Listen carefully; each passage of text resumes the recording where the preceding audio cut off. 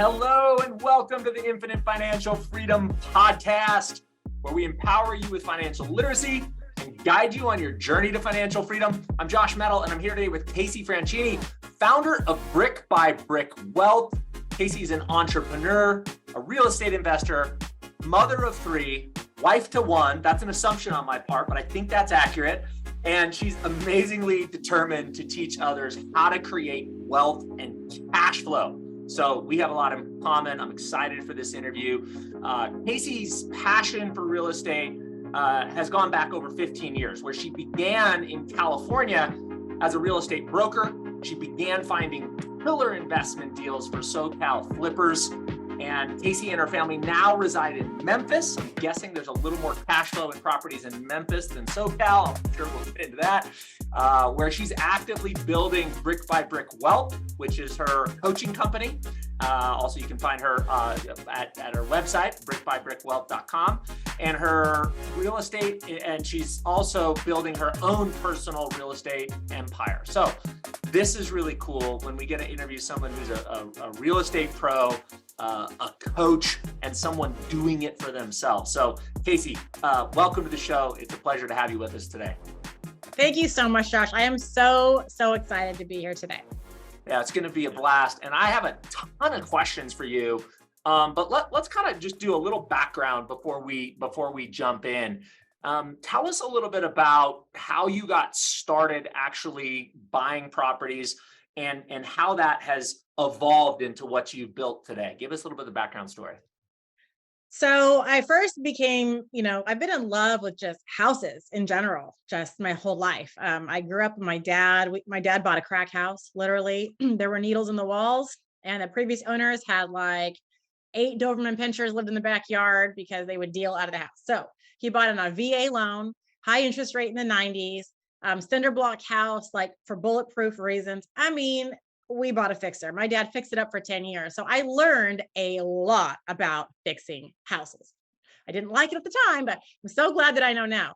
So it just kind of sparked my love for houses in general. And just for fun on my own time, I would go visit open houses all around. So at the time I lived in California, and in the early 2000s, late 90s is when there's a lot of new builds. Mm-hmm. So I would travel within 2 hours and go look at all the new builds, sometimes more than one time, just because I loved seeing houses. Every open house, I would stop and was like, I don't want to look at another open house. Too bad. I want to go see inside.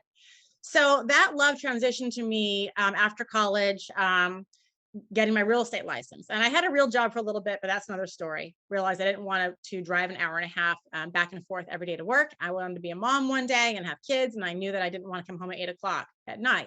So I said, well, I love houses. I'm going to be a real estate agent. But I looked like I was 12. I was young. I looked really young, and no one wanted me to list their $1 million house when I looked like I was 14 years old, even though I was not 14. So I found my niche with real estate investors, and they didn't care if I was green from Mars as long as I found them a deal. And since they were looking for flips and they didn't want to spend their gas to drive, I would spend my gas to drive all around California, SoCal, the desert, Los Angeles, the beach, and I would find properties that needed rehab. And I knew how to estimate that because of working with my dad. So that was great until my husband and I realized that we can't afford to live in California, So we moved out to Memphis. He got a great job opportunity. And that's when I said, okay, I'm tired of being a real estate agent and driving around. I don't ever want to do that again, but let's buy some rental properties. And that was still foreign to me. I knew everything, but when it's your own money and you're putting it into something, and I was, and I moved out here, and then I was just a stay-at-home mom. I didn't do real estate. I said, okay, we have to really make sure we're making smart decisions here in what we're buying because we can't make mistakes. So that's when we got started buying rental properties. I love it. So what got you from, first of all, actually, I want to go back to something the previous said about your dad using his VA to purchase that home. I mean, I personally believe that our veterans have one of the most insane opportunities to become wealthy real estate investors over a long period of time because they have this loan vehicle that they can 100% finance. A lot of them get subsidies, right, from the military to live off base to help pay for the cost of the house. A couple years go by, you refinance that to a conventional loan, and then go buy another property, 100% financing with VA. Like, Do you know any better tool on God's green earth to accumulate your first couple rental properties than that? No, it's a great idea. And if we didn't already move with kids, we would have done a house hacking, kind of thing similar to that. Yeah. But we already had two kids moving out here. So I was like, well, I want my house with the pool. Is the only way you're getting me out of California into Memphis is if I get a pool. So we bought our primary. But I mean, house hacking, whether it be with a VA loan or FHA loan, is one of the best ways people can get started investing with little down. Yep, absolutely. So you veterans out there listening, uh, follow Casey, follow her wisdom. You have a extraordinary tool in your tool belt that you may not even know. Okay. So the question I had for you was, you started working with these real estate investors in California that were doing flipping, but somewhere along the line, you decided that flipping wasn't the game you wanted to play. You wanted to create passive income and cash flow. So how did that come about, and why didn't you follow that flipping mentality? Because now my dad and I were going to flip a house together. And this was when I was still a cocktail waitress at a bar and during stated income times. And so we were going to flip a $750,000 house in Orange County. And I just went to the bank and said, I make X. I said whatever I needed to say that I Right. made to get a loan. And they gave me the loan. And we didn't end up, I'm going through the house. I had a big roof issue or something. But it was then that I realized, this flipping is a lot of work. And I knew this from the investor guys and from working with my dad. And I don't want to make active income.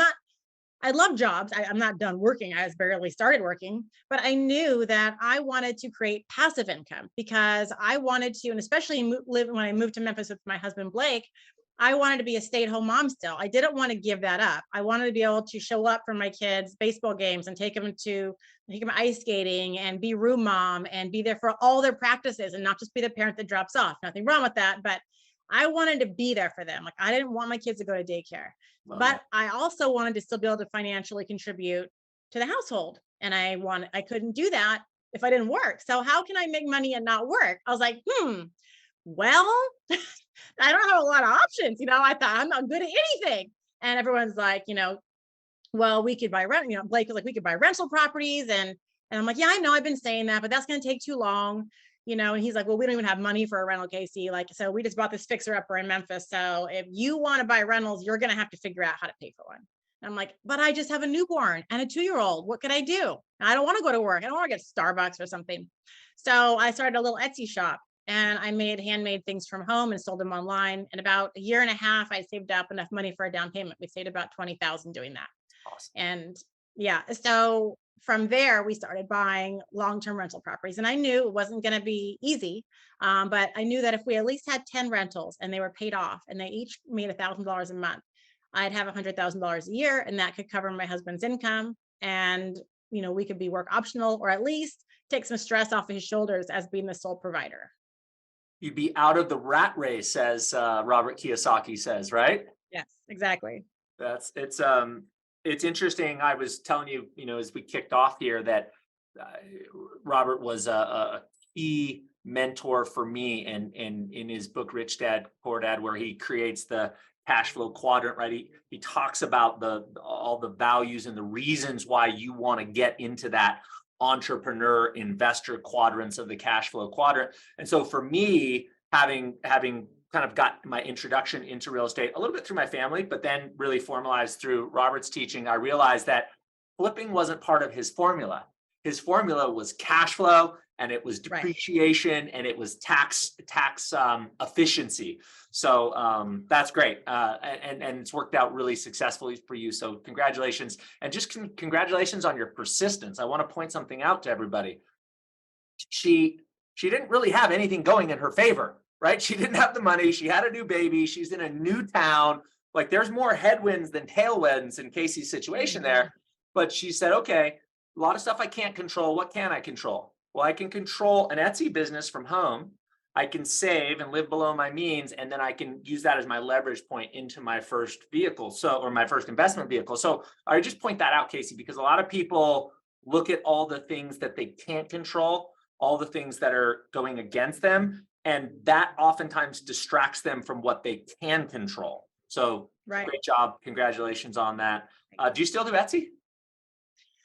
No, I quit my Etsy a couple years ago when I started my coaching business. I transformed this from my craft room to my real estate room. To your And all my office. craft I love stuff it. is organized in the closet.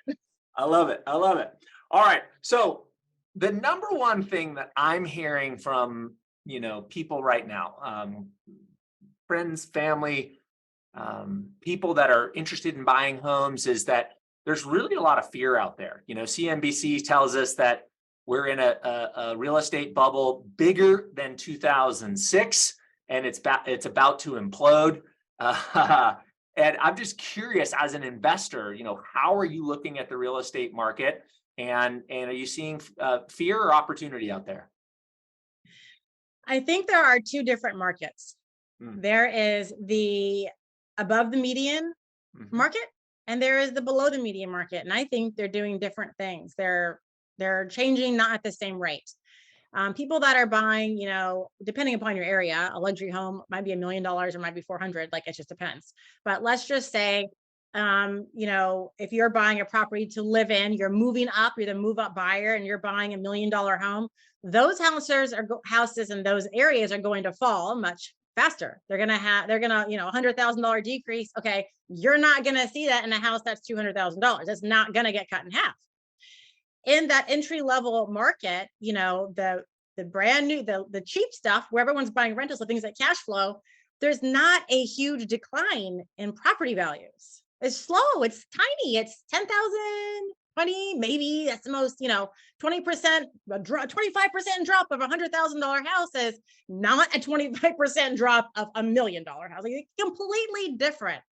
And I also want to point out that the entry level market there, we have been in there are not enough properties. Okay. There is still not enough properties. I work with students all across the country in many different markets across the country.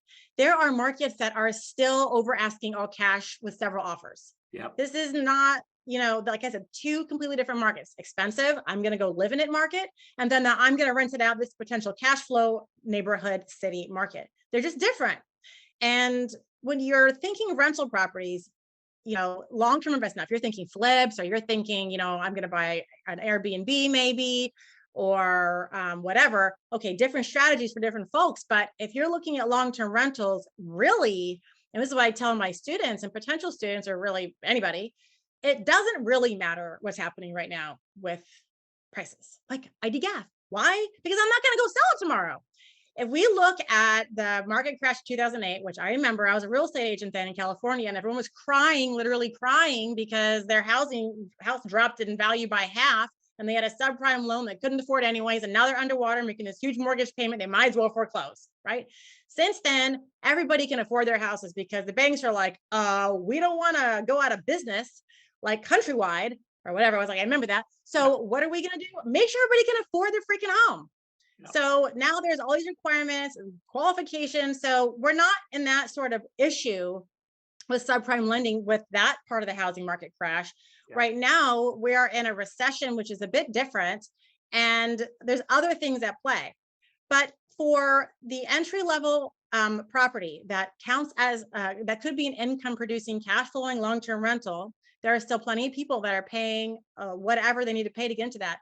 Now, I will say the plus for right now, it being more of a buyer's market, is that those poor little FHA and VA buyers now have a little chance. They got a shot because they didn't have diddly squat of a shot the past 12, 18 months because you were getting outbid by all cash investors every single day. There's a lot of investors that are sitting on the sidelines right now because they are babies. They're whiny little babies because their rates aren't 4% anymore. And they're going to sit at home and pout until rates go down.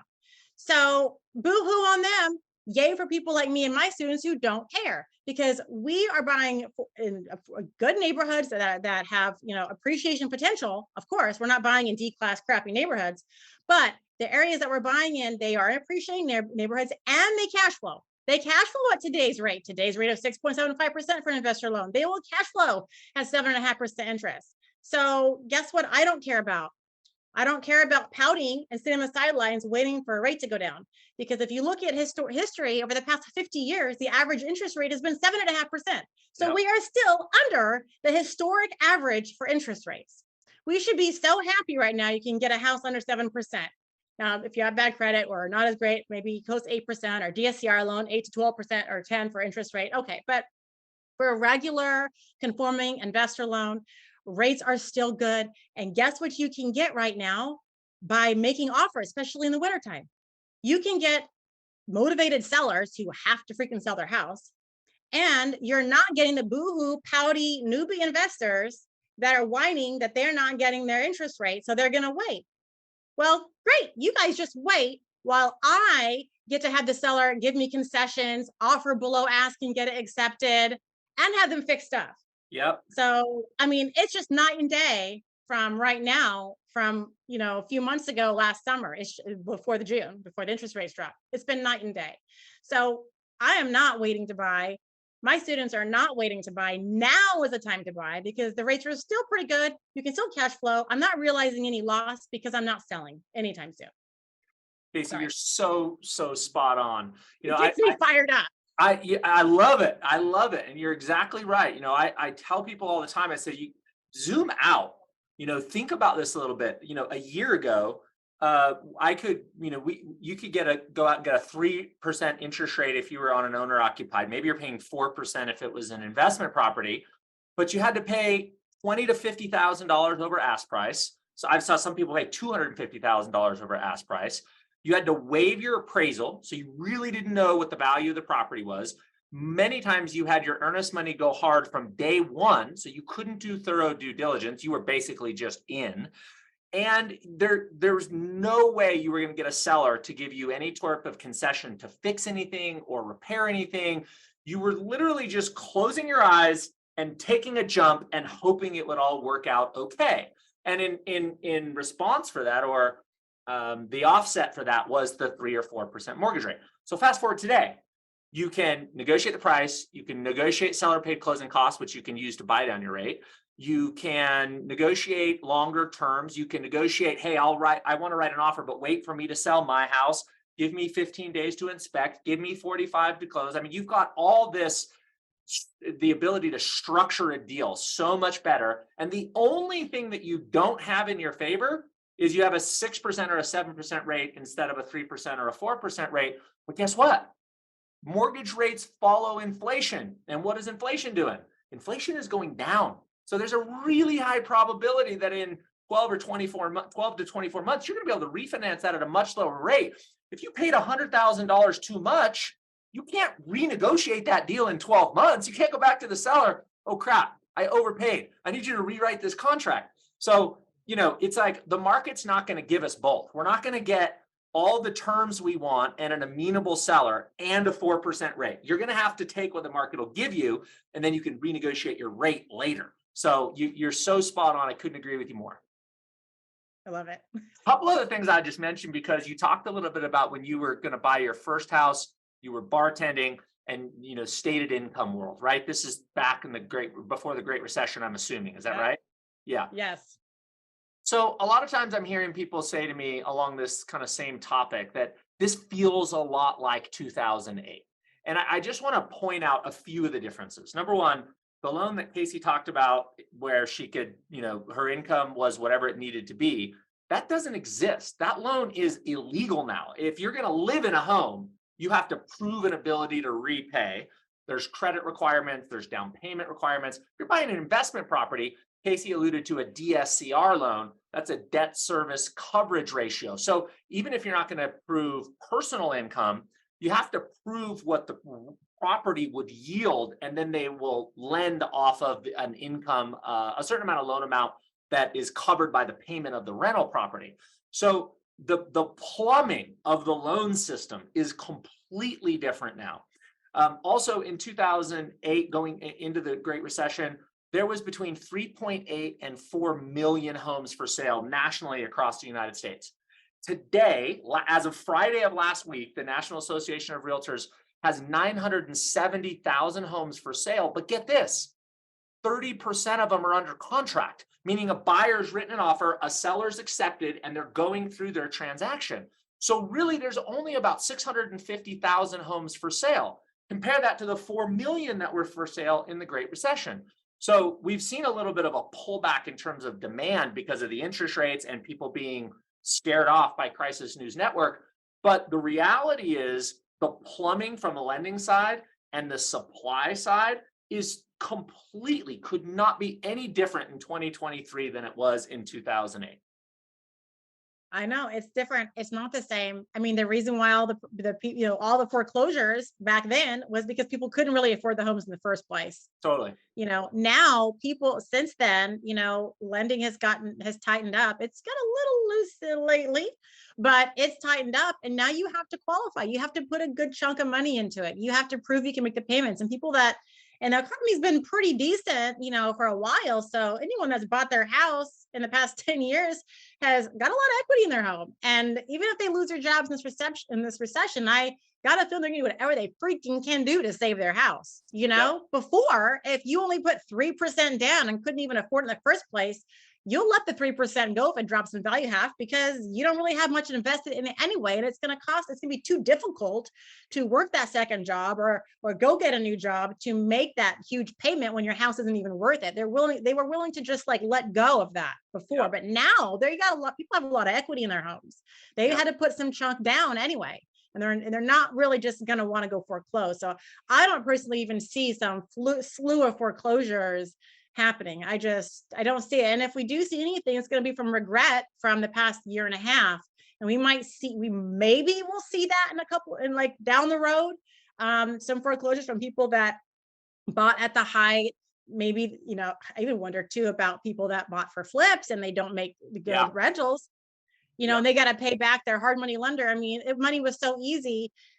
Making money in real estate was so easy since COVID, that people could just I want to flip. And then, oh, oops, I overdid my rehab. It's okay. Let me just wait 3 more weeks. Right. And then, you can't do that anymore. Yeah. Yeah. Well, the other thing that was coming up for me, in terms of the loans back then, all those loans were 2-year fixed or 3-year fixed with teaser interest rates that shot up sky high. And many of them had negative amortization. So let's say the teaser rate, you started at 4%, you're only making a payment at 1.99, and then that rate popped up to 6 or 7, and your teaser rate went away. So you basically went from making a 1.9% interest rate payment to a 6 or 7%. And then people were like, oh my gosh, I couldn't afford this house in the first place. Now the values have come down. My rate's gone to 7%, but that's totally different now. The numbers that I last saw was something along the lines, and correct me if you have something more updated, but about 1/3 of the homes in the United States are owned free and clear, no mortgage. Of the homes that have mortgage, something like 66% of them have a fixed rate, 30-year or 15, with an interest rate below 4%. Where's the risk in that? I mean, almost anybody with a 3.5% mortgage could rent it out for cash flow. And nobody's going to move. That's the problem that we're going to start having is even worse supply moving forward, because nobody in their right mind is going to leave their 3% interest rate house for a 6% interest rate house or a 5% interest rate house when the prices have gone up. Nobody's going to do that. Now let's talk about that.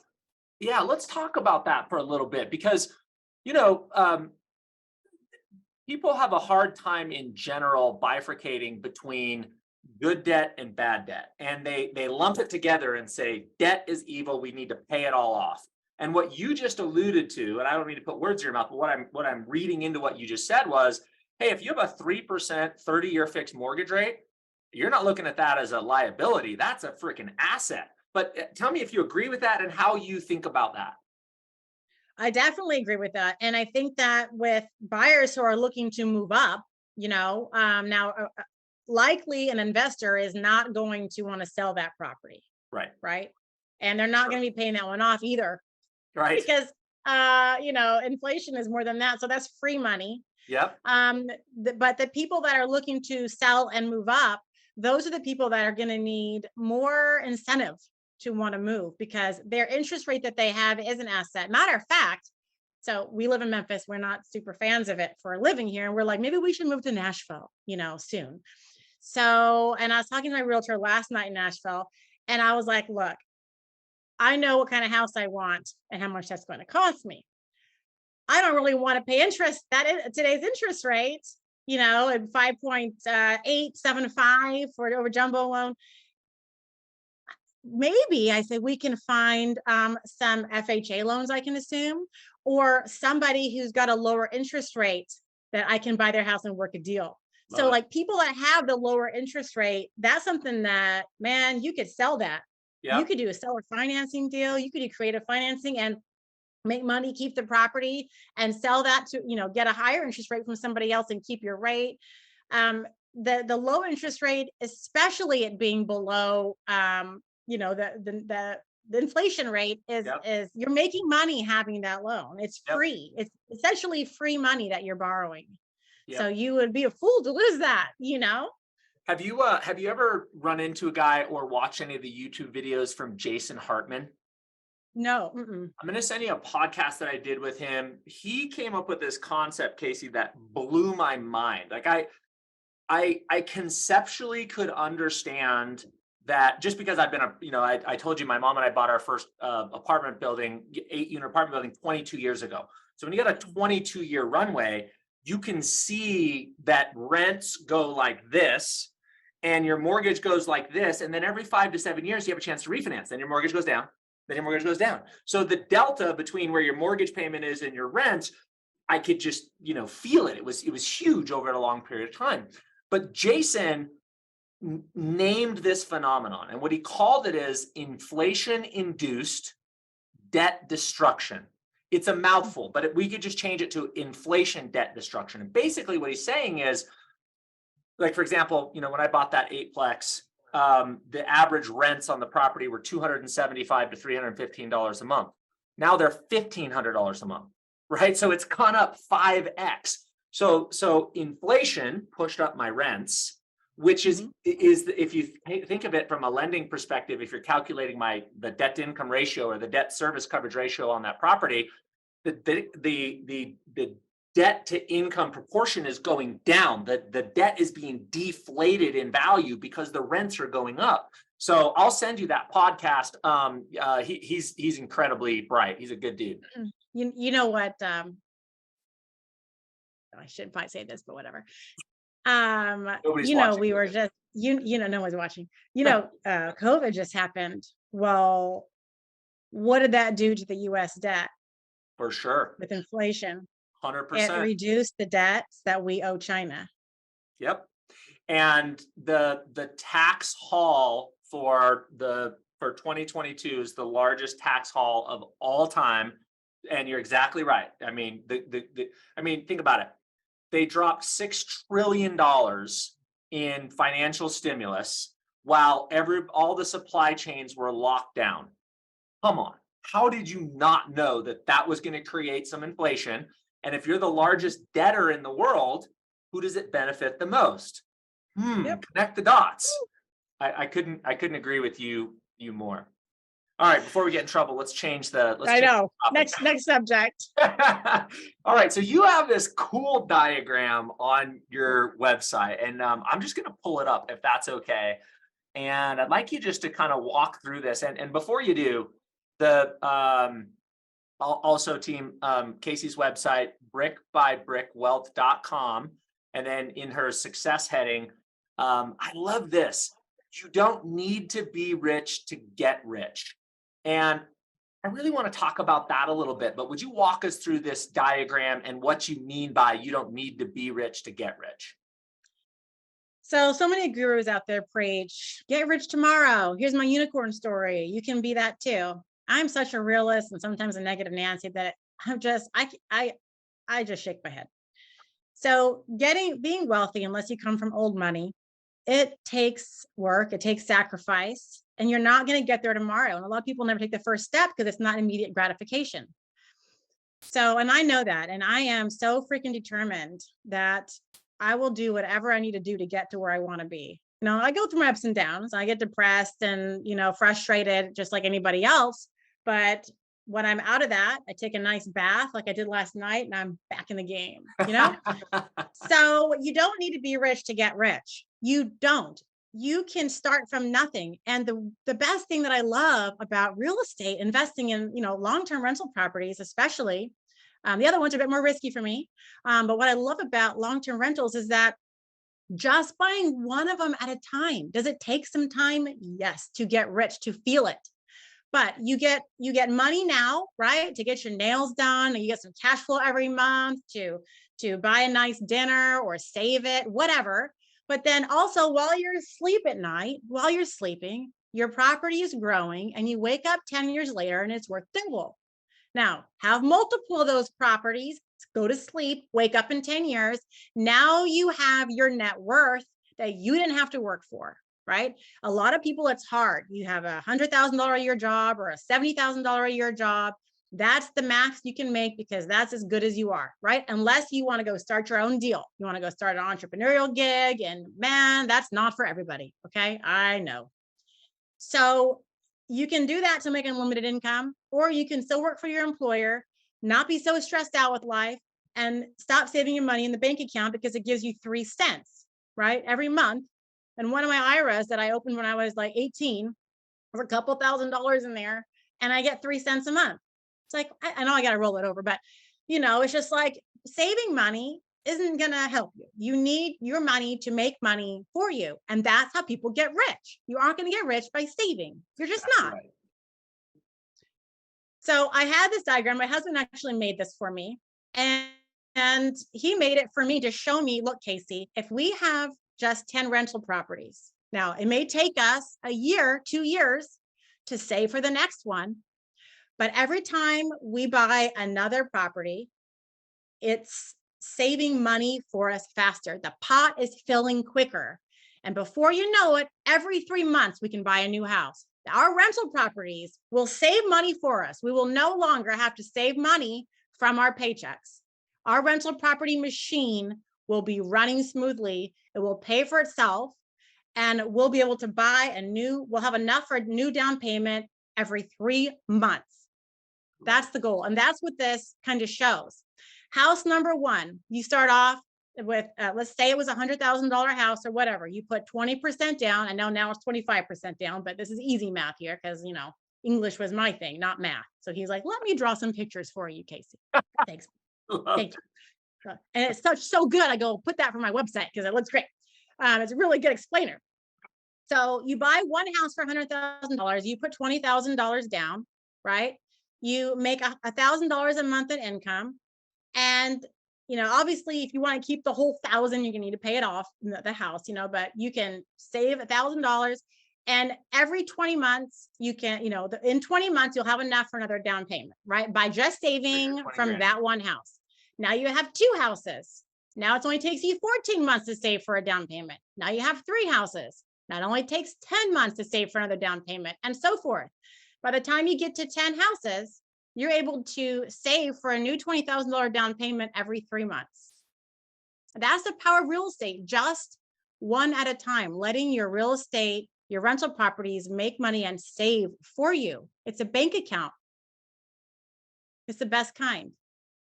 This is, maybe one of the best illustrations I've seen because investing in real estate, if you do it right and you leave the money in the pot, as I like to call it, meaning that it's building for capital improvements on the property, or it's building for your next acquisition. It's a similar philosophy to reinvesting your dividends if you own stocks and they pay dividends. It's hard to imagine, or let's go with a Steve Jobs acronym, right? When Steve Jobs gave his famous Stanford graduation speech, he said, it's impossible to connect the dots looking forward. You can only connect the dots looking backwards. And as I look back over 22 years of investing with my wife and my mom, I realized that the investment at a certain point becomes an exponential growth. In other words, it's not just that I'm adding one more rental property this year, like I did the first year. It's that I'm adding 4 more rental properties this year. And that's what this shows, right? This took you a year and a half of Etsy savings. That was one property.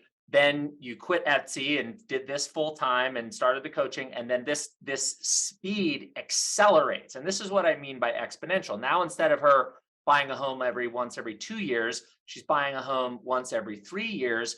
And if we fast forward 10 or 20 years down the road for Casey and she connects the dots backwards, my guess at some point this ends up, she buys a shopping center, she buys a huge building. Like it just gets bigger and bigger. But looking forward to connect the dots is crazy hard. And you've done that with this illustration. And I just love it. So great job on that. Thanks. Yeah, it definitely lays it out. It just shows you that, you just need to start with one. And a lot of people, starting with one is the hardest. The first step is the hardest. You're out of your comfort zone. You're doing something you haven't done before. You maybe have little to no real estate experience.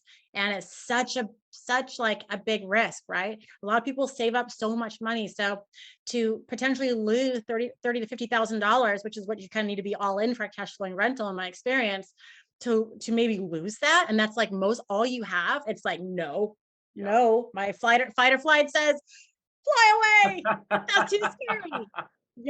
So that's why I have my coaching program, to help people get out of that. And you can see that once you get your first one down successfully and you know how to do it, it's like, oh my God, the veil is lifted. You see the light at the end of the tunnel. You can see now how you can scale, how you can make more money, and how really bringing it back to family, you can take the pressure off your husband.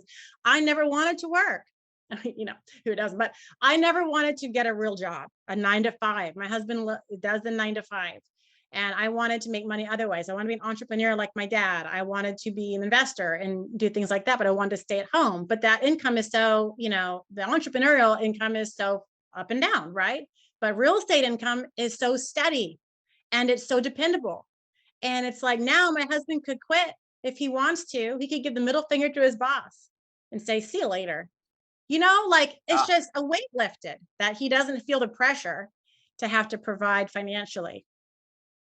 You hit on something about, your dad left this impression on you. And I think you have three young children, boys, girls? 2 boys and a girl. 2 boys and a girl. Okay.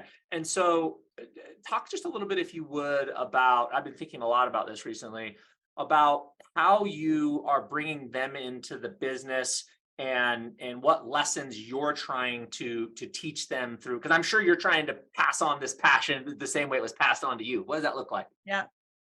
So it's a fine line. It's difficult because I want to instill in them the belief that money is abundant, because I'm into the spiritual stuff. Love it. Money is abundant, and money doesn't always come from hard work, right? It comes from making smart decisions. Mm-hmm. And so I want them to feel like we can buy or have whatever we want. At the same point, I don't want them to be spoiled in thinking we can just spend whatever we want. Right. That's not the same thing. Last night I was talking to my daughter, Juliet. She's my oldest, she's 11. And I was like telling her what it would be like if we moved and how much it would cost if we bought a $1 million house, for example, that the payment would be over $7,000 a month. She's like, oh, that's not that much.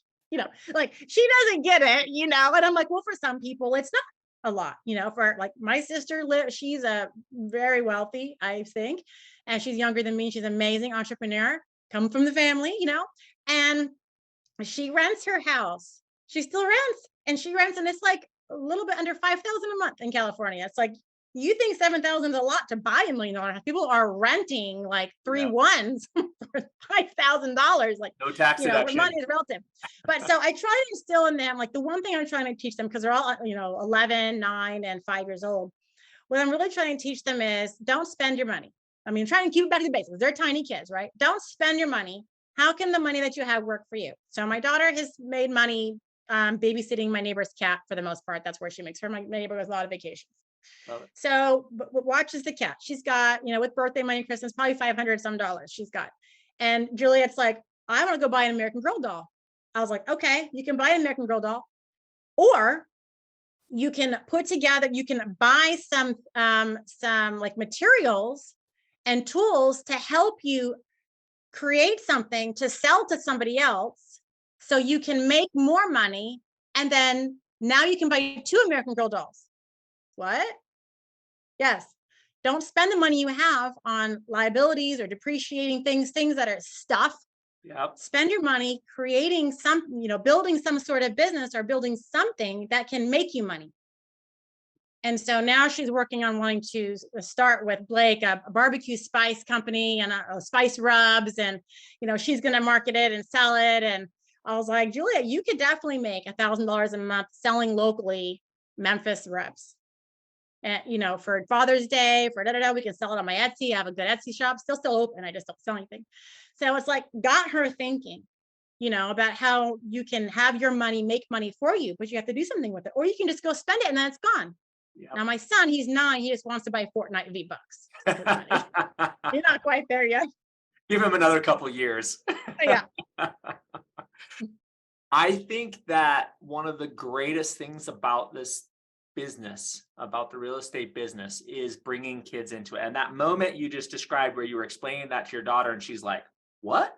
Right? Like you got her to shift her perspective and see something totally different. I've been doing a lot of thinking around, what's my definition of inheritance and what's important about inheritance. And for me, I had a mentor that taught me and said, the money isn't the thing. The properties, the houses, that's not the thing. The thing is the lessons that they learn so that they can either keep that going or they can start something new, but they need the lessons. They don't need the money. And so I've been really trying to think through how do I make it fun? How do we bring them and indoctrinate them into this entrepreneurial spirit, which inherently takes risk. So my wife and I bamboozled my son out of his $3,000 in savings to invest in a property last year. And we dropped the limited partnership documents, mom's name, grandma's name, dad's name, Xander Mettle, right? And now every quarter he gets a quarterly distribution, and then he gets to make a choice. You can spend it, or if you want to resave that money into your investment savings account, then we'll double the balance. If you decide to, whatever that deposit amount, we'll double it. So the kid is just like hooked now, right? I mean, how old is he? He's the 13. Okay. All right. Yeah. He's 3 years till a car, Casey. So now we started talking to him. He's like, okay, now how do I get my money back out of that building? Because I just see bricks. And so we started talking about, when you become 16, you're going to have to make a decision. Do you want to sell your ownership shares, or do you want to use the cash flow from your investments to pay for the car loan so your investments continue to grow, and then I'll co-sign? So it's like, so fun, man. It's just so cool to show them and to get them to grapple and think about their own personal finances and investments at 10, 11, 12, 13 years old. It's really exciting. And I really think that it's so important that everybody who's listening really, really pays attention to this, because back in the day, before I was born, even back in the day, there was usually like a single income household, and you would pay for your gas and your home, which was affordable, and you would, maybe, and that's it, right? Do a couple little things. Now we have TV, cable, cell phone bills, exorbitant prices for everything. Labor is not proportional to what it should actually cost to do things nowadays, and like compared to everybody's income. Sure. We have to pay for so many more things now in today's day, and it's going to get worse. Yeah. And no longer can we rely on a job unless you have some really high paying job. You can't rely on that to carry you through like you used to be able to in the old days, like my parents were taught. We can just, our parents were taught by my grandparents to save your money, and that's good enough. Yep. Save it. Back then when rates were high, you could get a 10%, we're in school, elementary school, they would teach us. I remember the freaking spreadsheet. Look at 10% compound interest. And growing up, I thought, 10% interest. No, guess what my interest is in my bank? 0.04%. Right. That's really far from 10%. So what do we have to do nowadays? And what do we have to teach our kids to do? To not rely on a day job or even have one at all. But it's definitely good to build the skills for, working with people or whatnot. But to be able to have the skills and the know-how and the knowledge that, hey, I'm going to have multiple streams of income to survive. It's a survival thing. Yep. We have to make more money unless you have a high paying job, right? A regular old job isn't going to cut it. You're going to be working till the day you die. I remember I read something somewhere that said that once people retire, or quit retire, their average lifespan is 18 months, right? Yeah, so if you'd like to maybe not work until you're in your late 60s, maybe you should have another stream of income or have saved your money, have your money growing somewhere else to help you, because your income isn't going to be enough, and it's really not going to be enough for your kids when they start working. I don't know, just my thoughts. I think you're spot on. Yeah, I mean, I talk to Xander all the time, and I say, look, we got to think about what is technology going to automate and take away from us. And I said, here's a couple of things that I think technology will never take away. It's never going to take away the physical real estate and space that people need to live in. You can't automate leadership, and you're always going to need someone who is a good salesperson who can educate and help people and help them make really good decisions. But the rest, a lot of the other stuff can all be automated. Like I was reading something in China that their birth rate for the first time in 60 years is starting to go down, and their response is they're just creating millions of robots. And I'm like, that's the future, right? And so we've got to figure out what are the professions that are still going to survive that, where we can be entrepreneurial, we can be in a more favorable tax bracket, and we can survive that kind of automation that's going to happen. All right, Casey, last question. Well, second to last question. I have a friend that I went to lunch with last week. He is a successful young man, but he's never really gotten into investing. He was telling me that he has a 3% mortgage on the home that he owns. He has over I think he had like $475,000 in equity in that home. And his thinking was, hey, I'm going to sell that. I could pay the commissions and whatnot with the 75,000. I'll move 400,000 over to the new property. And I started to ask him, what's your payment on that house? What do you think it would rent for? And just back of the napkin, I'm guessing he'd have a $2,000 or $2,500 a month cash flow if he were to rent that property out.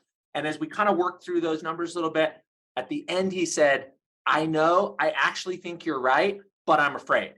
And I think that holds a lot of people back. So do you have any coaching or leadership that you can give us around how do you get through that fear to make a brave decision to be an investor and entrepreneur? I think, for your friend, the one thing I would say is, well, is he wanting to move? Because I can talk to people all day long, but if they don't want to live where they are and they want to buy their own house first, I mean, it's really hard to change people's minds on that. Sure. So if you want to move, you can just bite the bullet, right? Because you're not going to be happy. But if you're happy where you are and you have equity in your home and you're like, maybe I can buy some investments with that. And maybe you live in a high cost area and those don't make sense near you to buy rentals and you have to look out of state. People do it all day, every day, successfully. You just need help, And for someone that has a lot of equity in your home, as a matter of fact, I would say probably 40% of my students get their down payment from their home equity lines of credit. Yeah, interesting. That or they borrow from their 401k or they have cash. But a lot of people have loans, have gotten borrowed from their 401k.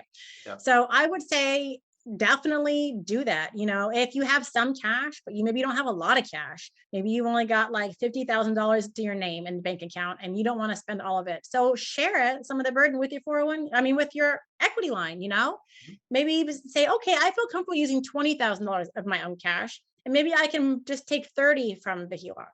Mm-hmm. You can put them together and put a down payment. But for those of you who are scared to buy your first rental property, but you have equity, you need to, first of all, you need to figure out what type of investment you want to do. There are so many different paths in real estate. You can do long-term rentals, short-term rentals, mid-term rentals. You could flip, you could do wholesaling, you can invest in syndications if you have money, you could do REITs. Like there's a lot of things. So what type of investor do you want to be? How much time do you have? How much cash do you have? What's your savings rate? What are your goals? What's your risk level? You got to get that answer first to decide what type of strategy do I want to use. And then if it's long-term rentals, or maybe even short-term, but if it's long-term rentals like it is for me, you have to go find someone who can help you out of state, because there's a lot of ways to lose money with real estate. First one is buying in an area that's going to cause you a lot of problems, not putting in the right tenants, and getting into areas and tenant relationships where they completely trash your property, and a turnover will cost you $10,000 and there goes your money, you know, or underestimating rehab costs, buying a property with big problems that cost you money right out of the gate, or underestimating or overestimating rather how much it's going to rent for and you are way off. So there's a lot of ways you can really botch your first investment. And my advice is to get a base hit, a solid, strong, performing rental property for your first one. Are you looking to get one $40,000 under asking and it's a deal of a lifetime? If you are waiting for that, you are going to be waiting for that forever.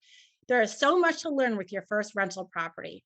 Understand how to do it first. Get through everything, the whole process, build your team of people. And then now you can take more risks if you want to go wait for those deals. But having that foundation and knowing what market you're going to be in, and having, get someone to help you do all of that to land a solid deal, the first one, that's what you should be focusing on. Then you can spread your wings and buy more and more properties, because you'll have the confidence afterwards once you've done the first one. Oh, I love that. That's exactly right. You need an education, you need a foundation, you should have a plan, and then you have to take a risk. And then once you're in the game, the education really begins and it speeds up exponentially. So Casey, that was beautiful. That was a great way to end this podcast. Nothing like hands-on. Amen. That's it. That's exactly right. So I know people are going to want to follow you and are going to want to learn more from you. What is the best place for people to find you, Casey? So I am on Instagram every single day, and that's at Brick by Brick Wealth. You can also visit me on my website, brickbybrickwealth.com. That's like a tongue twister. And then I am fine if you guys want to email me. I give my email out plenty of times. I don't get spammed. So it's Casey at brickbybrickwealth.com. I have my email open on my computer or my phone all day long. And so I am happy to help you. And if you are scared to email me, you can DM me on Instagram. I'm starting my YouTube channel back up. So no new videos yet. They're all really old if you saw any of those. But I'll be there as well with content. Awesome. Well, Casey, thanks for sharing so abundantly. I really enjoyed this conversation. I know people learned a lot, and we look forward to connecting with you again sometime in the future. Thank you. Thanks, Casey.